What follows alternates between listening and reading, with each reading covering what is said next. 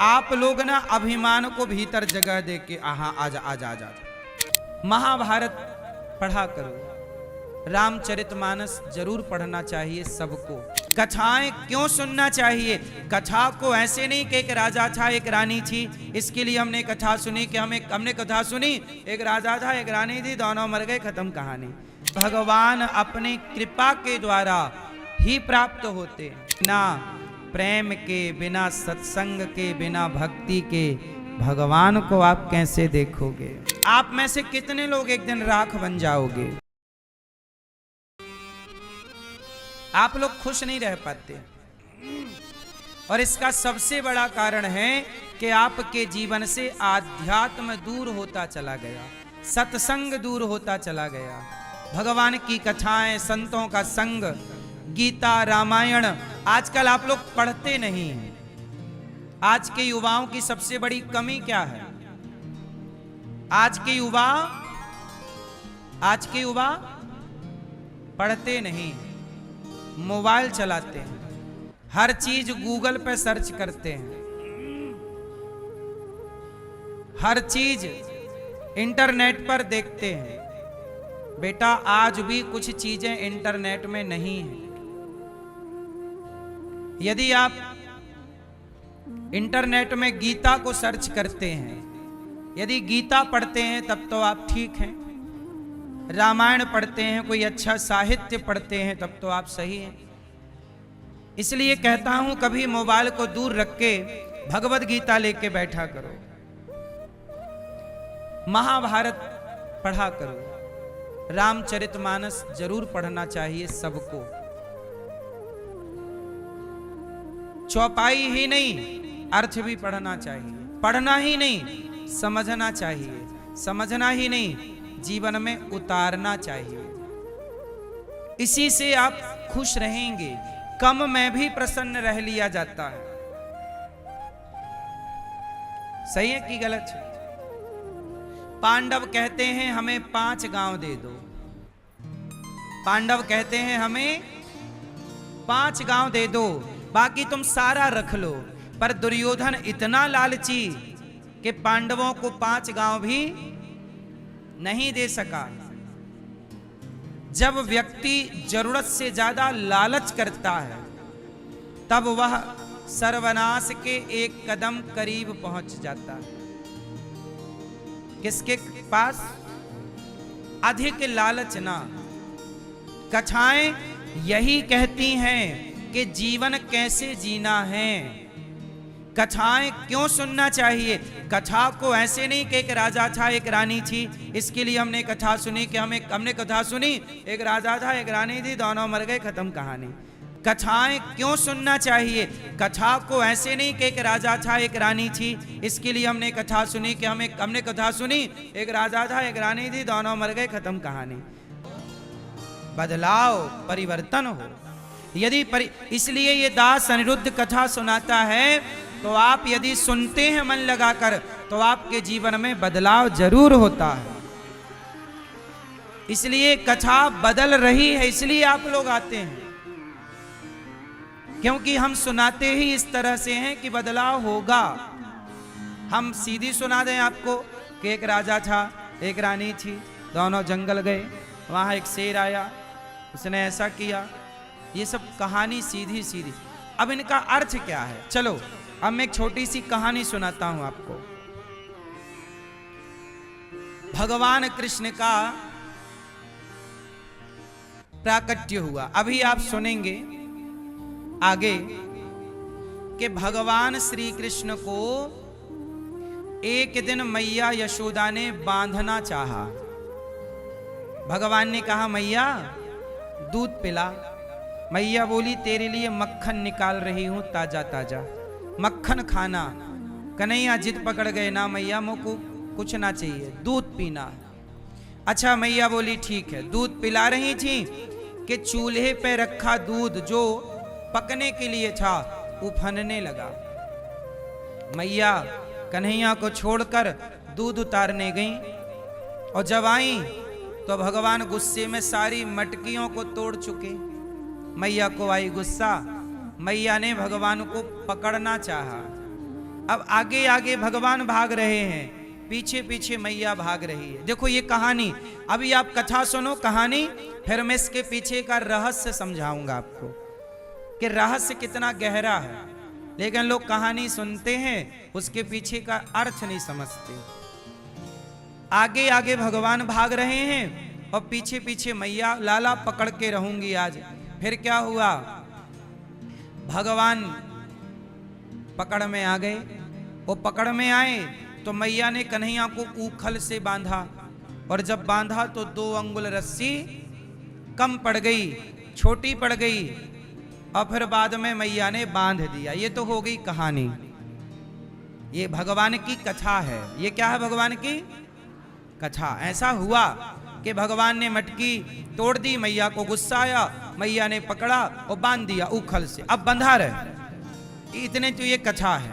अब ये कथा क्यों हुई, ये लीला भगवान ने क्यों की, इसके पीछे का रहस्य, आओ मैं इसके पीछे की पूरी बात आपको समझाता हूं। देखो, मैया के द्वारा भगवान हमें और आपको ये मैसेज देना चाहते हैं, मैया के द्वारा भगवान हमें और आपको ये बताना चाहते हैं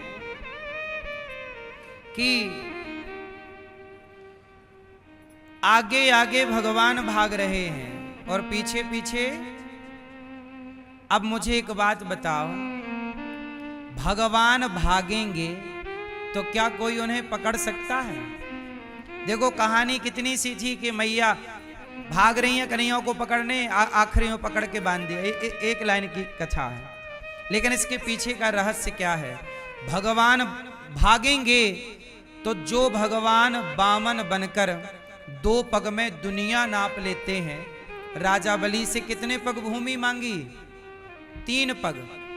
पहले पग में पाताल नापा, दूसरे पग में सत्यलोक नाप लिया वामन बन करके, और तीसरा पग कहां रखा था? राजा बलि के। अब जरा सोचने का विषय है कि जिस परमात्मा ने 2 पग में दुनिया नाप ली हो, वो भागे तो कोई पकड़ सकता है? जोर से। पर मैया कह रही है मैं पकड़ के ही मानूंगी। तो ये कथा मैसेज ये देना चाहती है कि जब तक भक्त भगवान को पकड़ने की जिद नहीं करेगा और पीछे नहीं लगेगा भगवान के, तब तक भगवान पकड़ में नहीं आएंगे। भक्त को जिद्दी होना पड़ेगा। ये कथा ये सिखा रही है। क्या सिखा रही है? अच्छा, अब और सुनो, भगवान पकड़ में नहीं आएंगे, कब आएंगे? अच्छा, मैया के पकड़ में भगवान कब आए? सच बताओ, भगवान को पकड़ने की, प्राप्त करने की ताकत किसमें है? क्या करने से भगवान मिलते हैं बताओ? जोर से, जोर से। भगवान वो कौन सा पैरामीटर है, कौन सी वो रेखा है, कौन सी वो लाइन है कि क्रॉस करेंगे तो भगवान मिल जाएंगे? है कोई आपकी? मैया यशोदा डंडा लेके पीछे दौड़ रही हैं और भगवान आगे भाग रहे हैं। जब भगवान ने देखा कि मैया थक गई है तो भगवान कभी पकड़ में ना आते, पर भगवान ने मैया पर कृपा कर दी। यदि भगवान आपको मिलेंगे तो आपकी भक्ति तो ठीक है, पर भक्त पर भी जब तक कृपा ना करें तब तक आप पा नहीं सकते। इसलिए भगवान अपनी कृपा के द्वारा ही प्राप्त होते हैं। सोई जाने जेहि देहु जनाई, जानत तुम्हि होई जाई। भगवान को वही जान सकता है, वही पकड़ सक। अच्छा ये बताओ, सूरदास जी गिर गए कुएं में, सूरदास जी गिर गए कुएं में। अब सूरदास जी लगे चिल्लाने, लेकिन उन्हें लगा कि कौन सुनेगा जंगल में, तो वो अपना कुएं के अंदर कीर्तन करने लग गए भगवान का नाम। बड़े भक्त थे सूरदास जी। अब जब भक्त गड्ढे में गिरा हो और कोई दूर दूर तक सहारा ना हो तो भगवान को ही आना पड़ेगा मदद करने के लिए। तो भगवान आ गए छोटे से बच्चे बन के, बाबा मैं गैया लेके जा रहा था यहां से, तुम्हारी आवाज आई। सूरदास जी बोले मैं तो धीरे धीरे कीर्तन कर रहा हूं, आपको आवाज कैसे? सूरदास जी समझ गए भगवान है, बहाने बना रहे हैं। बोले मैं यहां गैया चलाता हूं रोज, एक काम करो बाबा ये मेरा हाथ पकड़ लो। भगवान बोले मेरा हाथ पकड़ लो, मैं तुम्हें खींच लेता हूं ऊपर गड्ढे से। सूरदास जी बोले मैं अंधा हूं, आंखें नहीं है, मुझे क्या पता कि आपका हाथ कहां है, लेकिन आप तो अंधे नहीं हो ना, आपको तो मेरा हाथ दिख रहा होगा, इसलिए मैं आपका हाथ नहीं पकड़ता, आप मेरा हाथ पकड़ो। मैं आपका हाथ नहीं पकड़ता, आप मेरा हाथ पकड़ो। मैया यही है भक्ति। मैं प्रभु का हाथ नहीं पकड़ता, मैं अपने आप को इस रास्ते पर लेकर चलूं। शबरी ने राम की खोज नहीं की, राम ने शबरी की खोज की। आप ऐसे भक्त बनना कि आपको भगवान की खोज ना करनी पड़े, बल्कि भगवान आपके गुणों को देखकर, आपके अच्छे कार्यों को देखकर स्वयं भगवान आपके पास आए। और ये कब संभव है? जब आप अथाह प्रेम भगवान से करें। इसलिए हम हाथ भगवान का नहीं पकड़ते, हम तो बार बार अपना हाथ आगे बढ़ाते हैं कि आप पकड़ो, हम नहीं। मैया भगवान को मैया यशोदा ने नहीं पकड़ा, भगवान स्वयं उनकी पकड़ में आ गए। वो बांधा तो कितने अंगुल रस्सी कम पड़ी? कितने अंगुल? 2 अंगुल। ये 2 अंगुल क्या है? अब देखो इतनी सी कथा है कि बांधी तो 2 अंगुल रस्सी कम पड़ी, बाद में हो गई ये कथा, लेकिन इसके पीछे का रहस्य क्या है? भगवान हमसे 2 अंगुल की दूरी पर हैं। अच्छा एक बात बताओ, आप लोग काजल लगाते हैं कि नहीं?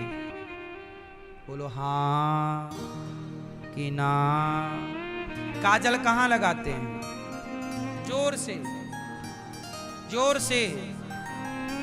आंख में लगा हुआ काजल क्या बिना दर्पण के दिखता है? जबकि आंखों का काजल लगा कहां है? आंखों में, पर दिखता नहीं है, पर दिखाई नहीं पड़ता। दिखाई कब तक नहीं दिखता? जब तक सामने दर्पण ना हो। जरा सोचिए कि बिना दर्पण के आंखों का काजल आंखें नहीं देख सकती, तो बिना प्रेम के, बिना सत्संग के, बिना भक्ति के भगवान को आप कैसे देखोगे? भक्ति का दर्पण तो चाहिए, सत्संग का दर्पण तो चाहिए, तब ना ईश्वर को देख पाओगे।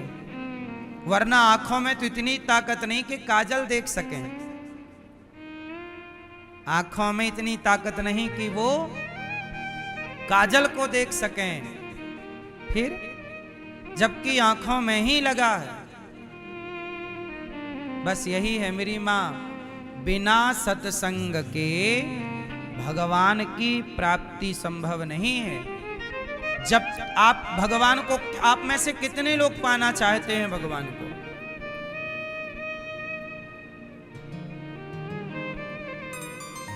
मैया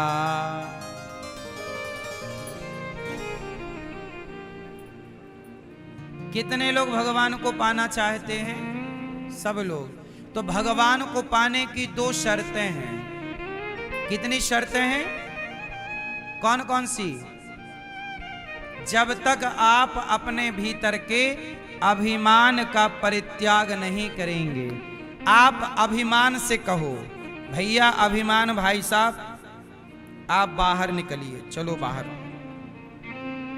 मैया आप अपने अभिमान से कहो कि भाई साहब बाहर निकलो, इसका हाथ पकड़ के बाहर निकालो दुष्ट को। किसे बाहर करना है? किसको? भगवान को। अभी अपने भीतर के आप लोग ना अभिमान को भीतर जगह दे के आहा आजा आजा आजा, उसे तो आप रहने देती हो और उसे बढ़िया मालपुआ भी खवाती हो, अभिमान को आप बढ़ाती रहती हो ना। नहीं, अभिमान को बाहर फेंक दो, पहला। और दूसरा, अपने भीतर के मोह को, संसार से जो आपका अटैचमेंट है, ये मेरा ये मेरा ये मेरा, यदि आपने अभिमान को बाहर कर दिया, आप कहती हो ये मेरा ये मेरा, आप कहती हो ये मेरा वो मेरा, पर मीराबाई कहती हैं कि मेरे तो गिरधर गोपाल दूसरो ना कोई। कितना अंतर है ना। आप कहती हो ये मेरा और मीरा कहती हैं भगवान मेरे। अंतर है कि नहीं? इसलिए मेरी मां, अभिमान को बाहर कर दीजिए और भीतर के मोह को, मेरा का मोह कि ये मेरा है, मेरी है, मेरा कोई नहीं है भगवान के सिवा। जब दो बातें आप मान लोगे तब भगवान दिखना स्टार्ट हो जाएंगे। अभी आपको भगवान नहीं दिखते, पत्थर दिखता है। क्यों नहीं दिखता? दिखते भगवान क्योंकि, अच्छा एक बात बताओ, दर्पण में धूल जम जाए तो क्या आपका चित्र दिखता है? उत्तर दो। प्रतिबिंब दिखता है? नहीं। इसका मतलब क्या है कि आपके चेहरे में कोई खराबी है क्या जो दिख नहीं रहा दर्पण में? किस में दिक्कत है? दर्पण में भी दिक्कत नहीं है। दिक्कत किस में है? धूल जमी हुई है। आप एक कपड़ा लीजिए, धूल हटा दीजिए तो दर्पण में आपका चित्र स्पष्ट दिखेगा। ऐसे ही भगवान तो दिखने को तैयार हैं, बस आप अपने अभिमान और मोह की धूल हटा दीजिए, भगवान दिख जाएंगे। आप अपने अंदर जमा अहंकार की धूल हटा नहीं पाते और संसार के मोह की धूल हटा नहीं पाते, इसलिए परमात्मा से वंचित रह जाते हो। कहते हैं ना भगवान कहाँ दिखते हैं, कहाँ हैं? अब धूल जमी है तो कैसे दिखाई पड़े कुछ? धूल तो हटाओ। आप लोगों के अंदर घमंड है या नहीं? जोर से मैया, ओ पंचायती मैया, ओ भैया कर लो पंचायत। अच्छे से बैठ जाओ, ऐसे बैठे हो। सुनो, आपके अंदर अभिमान है या नहीं? जोर से। किस किस के पास अभिमान है? तो छोड़ोगे कि नहीं? भाई आपके पास घमंड है? नहीं? कह रही हो नहीं है, यही घमंड है। ना होने का भी तो घमंड है ही कि मेरे पास नहीं है। मैया, ओ पीली मैया, आपके पास घमंड है? हैं? नहीं? आपके पास हार है? हार नहीं? पति ने नहीं दिलवाया हार?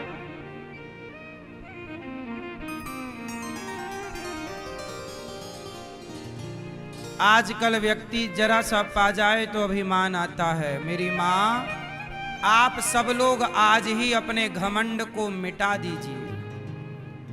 किसे मिटाओगे? अच्छा, शंकर जी भस्म रमाते हैं। क्या लगाते हैं? क्या लगाते हैं? क्यों लगाते हैं? शंकर जी भस्म इसलिए लगाते हैं कि दुनिया वालों आपको घमंड ना आए। शंकर जी कहते हैं, पागल, घमंड किस बात का करता है? देख मेरे ऊपर राख लग रही है, एक दिन तू भी राख हो जाएगा। काय बात का घमंड करता है? तो राख लगा लगा के शंकर जी सबको बताते हैं कि ज्यादा घमंड में ना रहो, राख देखते रहो। देख मेरे ऊपर लगी चिता की राख, तू भी एक दिन यही बनेगा। इसलिए आप भी एक दिन राख बनोगे। आप में से कितने लोग एक दिन राख बन जाओगे? मैया क्या बनोगे? जब राख बनना ही है तो घमंड किस बात का? इसलिए घमंड ना पालो, झूठे ही क्यों चलना है। अभिमान से शून्य हो जाइए। गोपियां शिकायत करने आ गईं। भगवान का नामकरण गर्गाचार्य जी ने किया। गर्गः पुरोहितो राजन यदूनां सुमहातपाः ब्रजं जगाम नंदस्य वसुदेव प्रचोदितः। भगवान का नाम रखा, एक का नाम बलराम, एक का नाम कृष्ण, कृष्ण बलराम। अयम ही रोहिणी पुत्रो रमयन सुहृदयो गुणैः। ये रोहिणी पुत्र है, इनका नाम है राम। बल अधिक होने से नाम रखा जाएगा बलराम। वत्सान मुंचन क्वचिद समय क्रौंस संजात हासः। स्तेयं स्वादवत्यथ दधिपयः कल्पितैः स्तेययो गई।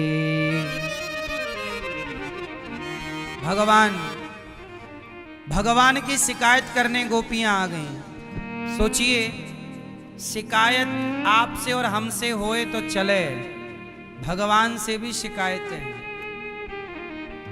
और गोपियों को शिकायत कैसी है? आप लोगों को भगवान से शिकायत है कि तुमने ये नहीं दिया, वो नहीं दिया, पर गोपियों की शिकायत थोड़ी मीठी है। गोपियां शिकायत नहीं, शिकायत के बहाने यशोदा के घर में घुसना चाहती हैं और घर में घुस के जी भर के कन्हैया को देखना चाहती हैं। शिकायत के बहाने प्रभु का दर्शन है। जैसे आप लोग कई बार घर में झूठ बोल के वृंदावन आ जाते हैं दर्शन करने भगवान का। शिकायत तो एक बहाना है। गोपियों को तो बस अपना काम बनाना है। क्या कह रही है मैया? तेरे लाला ने मक्खन खाए लियो चोरी चोरी। मैया बोली, चोरे लाला कन्हैया यहाँ दारी के दने माखन खायो? ना मैया, मैंने माखन ना खायो। छोटे से कन्हैया हैं, डर रहे हैं भगवान। जिनसे जगत डरे, जिनसे यमराज डरे, वो भगवान मैया से डर रहे हैं। ऐसी भगवान की भगवत्ता है। भगवान अपने भक्तों से बहुत प्रेम करते हैं। गोपियां शिकायत कर रही हैं, आज घर में घुस के यानी मैया पूरो माखन खाए ली। मैया बोली, च्योरे लाला तने माखन खायो? ना मैया, मैंने माखन ना खायो।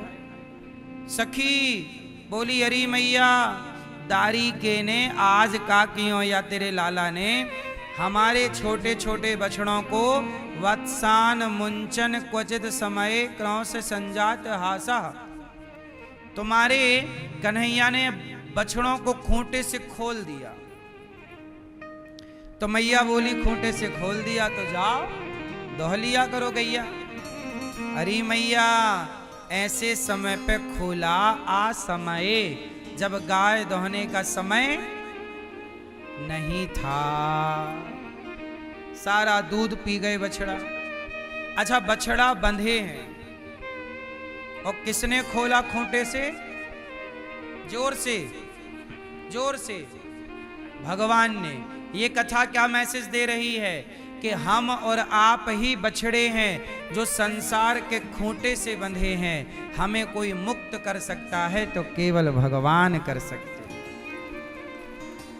ये कथा के पीछे का मैसेज है। भगवान की हर लीला संदेश देती है ना मैया? मैया क्या बातें कर रही हो गई पंचायत?